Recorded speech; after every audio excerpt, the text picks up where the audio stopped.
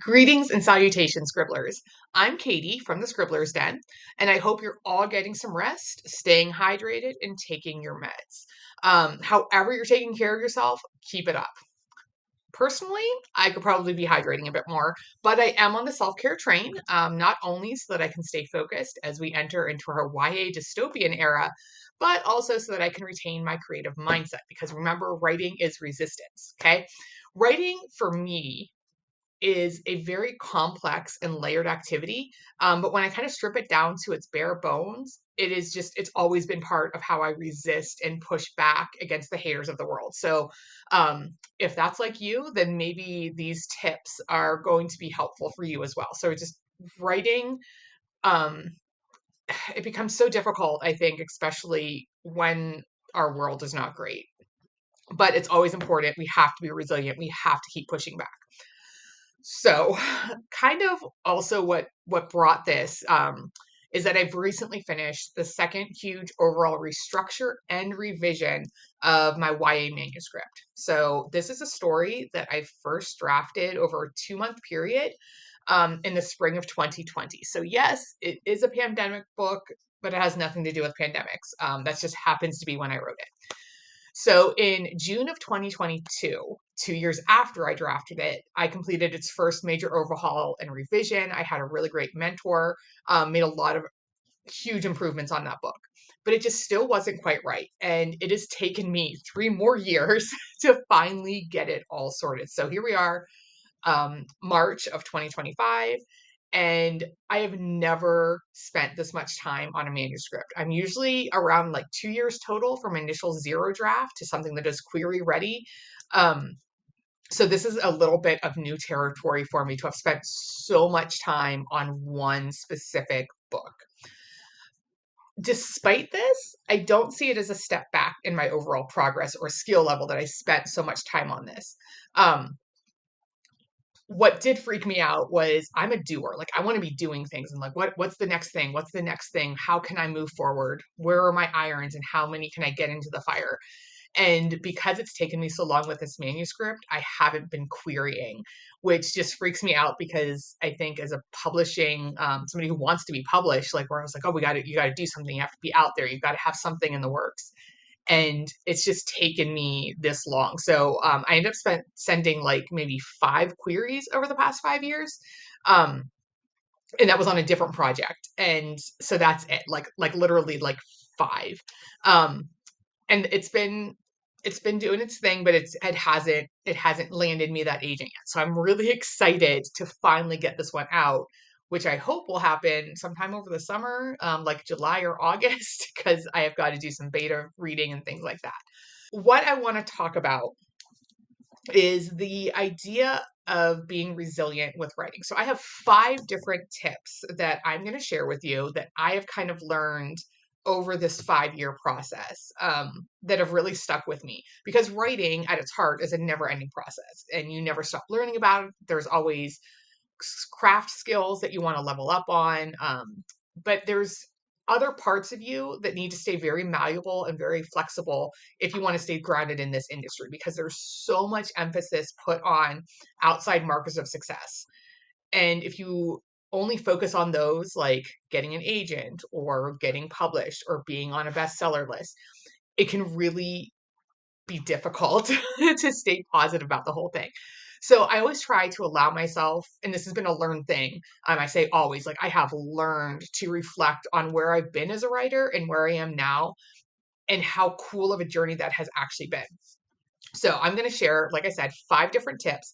So the first one is going to be today in this video. And then on Wednesday will be tip number 2. And then next week you'll get 2 more.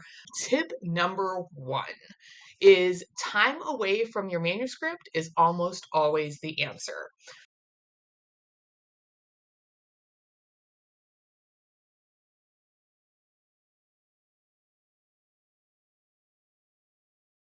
When I first started taking this writing thing seriously, I never stepped away from a manuscript. It didn't make any sense to me. Why would I let it sit? I would lose my momentum, my love of the project, I would forget details. But now, almost a decade into this entire endeavor, stepping away has become one of the most important things that I do. So I write my zero draft. I let it sit for at a minimum a month. I always try to go longer, while I work on something new, or I revise an older project, or I just don't write at all. So just something in there. I need a break. Then I take a break between each major revision. So I'll do a whole revision and then I have to let it sit again for at least a month or two minimum. The longer I can go, the better. So, like, for example, I had a project that I wrote, I queried it. I got close with a couple full requests, but the agents eventually passed on it. And it actually set for almost a year. And I just had this idea. This is actually one of the breaks I was taking for my YA manuscript. And I was like, you know what? I think I know how I want to fix this. I want to go back and revise it. And I did. And the tremendous amount of improvement that I saw in this manuscript because I had let it sit. And so I was really able, it was almost like reading it new for the first time. I was like, oh, I forgot I had done that. Or wait, what does this even mean? And I was able to cut those things out and really hone in on what not hone, actually home in, um, on what I wanted the manuscript, what the story was I wanted it to tell. So I think that when you can take a break between your major revisions, it's going to improve your manuscript so much. And this doesn't work for everybody. So again, always, your mileage may vary. Don't take this as like the end all be all. You have to do what works for you, but don't be afraid to experiment. Um, so I always try to take that time. Sometimes it doesn't work. And if you're actually in publishing, sometimes your turnaround time between finishing, like if you're working on that published manuscript with an editor, um, you're only going to have 4 weeks. And they're like, well, you have to do this revision again. And we need it in 4 weeks so that we can do the next step. So sometimes you're not going to get that. But if you have that time, I cannot stress enough. Um, how much better your work is going to be because it allows you to get that creative distance. And not only that, but taking those breaks have allowed me to not burn out creatively,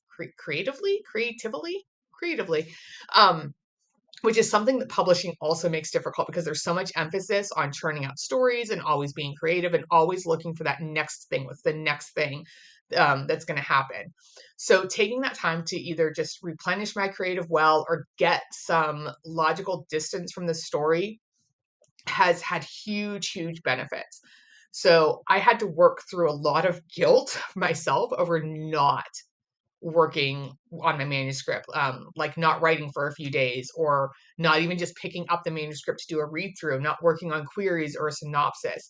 And I really think that this just goes back to that idea of taking a break is so hard in our world, where we're always supposed to be going, going, going all the time and always looking for the next thing.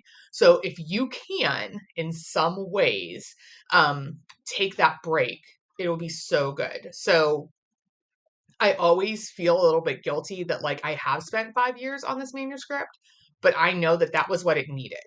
And every manuscript is going to have a different like incubation time or a different simmering time. And you just have to accept that and move forward from there. And it has honestly gotten me into this fantastic point with the story. I'm so happy with it. Like I'm so, so happy with the way that I have leveled up my own writing since I started this project and how much I've learned. And so just looking at that growth it's something really awesome to be proud of. So take a break, think through it. And that's your first tip. Take a break, finish a draft, let it sit, let it marinate, and just go do something else. Don't touch it. Don't think about it, which is really hard. I know this is a challenge. This is a challenging part. Don't think about it. But it's totally worth it. So I will see you in 2 days on Wednesday, and you can get tip number 2, which is pretty fun as well. It's maybe more difficult. My second tip is going to be perhaps more difficult than just taking a break and letting a manuscript sit. So thanks for joining me, and I will see you on Wednesday. Bye, Scribblers.